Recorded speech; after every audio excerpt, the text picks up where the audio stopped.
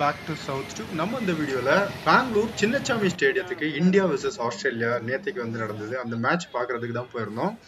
அந்த முழு வீடியோ தான் இதுல பார்க்க போறீங்க ஆக்சுவலி. ஸோ ஒரு பார்ட் 1 வீடியோவை நம்ம போடுறோம். இது வந்து அந்த சின்னசாமி ஸ்டேடியத்தோட டூர் அப்படின்னு கூட சொல்லலாம். ஸ்டேடியத்துக்குள்ள போகும்போது நிஜமா வந்து ஒரு உமன் கிரிக்கெட் மேட்ச் தான் நடந்தது, இந்தியா ஆஸ்திரேலியா. ஸோ 3 மேட்ச் சீரீஸ்ல இந்தியா வந்து ஆல் தி 3 மேட்ச் வந்து வின் ஆகி கப்பை வந்து எடுத்தாங்க. எல்லா மேட்சஸுமே இங்கே தான் நடந்தது. நம்ம லாஸ்ட் மேட்ச் பார்க்கறதுக்காக போயிருந்தோம்.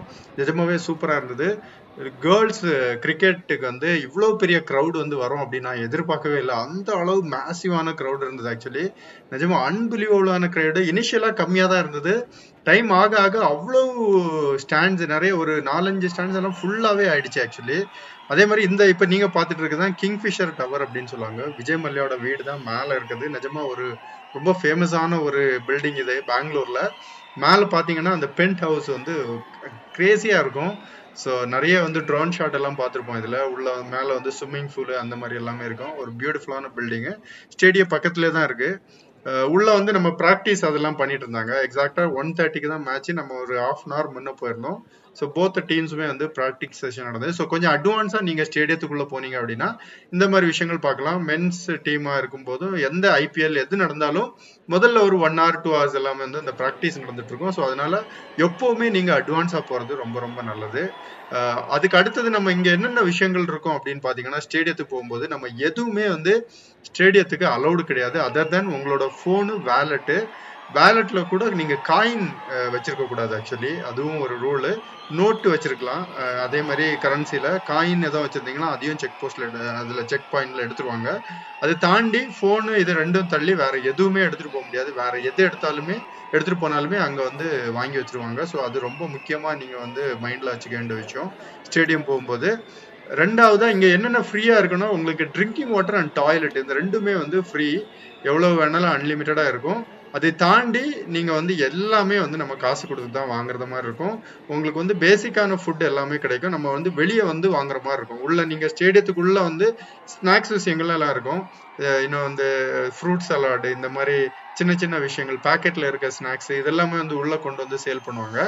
பட் அதர்வைஸ் நீங்க வந்து ஏதாவது சாப்பிட்ற மாதிரி சாப்பிடணும், இந்த வடை, ரைஸ் பாத், அப்புறம் வந்து இது வேற பீஸா இந்த மாதிரி விஷயங்கள் எல்லாம் சாப்பிடணும் அப்படின்னா வெளியே வந்து சாப்பிடலாம். கடைகள் நிறைய இருக்கு, வரிசையா இருக்கும். நம்ம வந்து வாங்கி சாப்பிட்டுக்க வேண்டியதான்.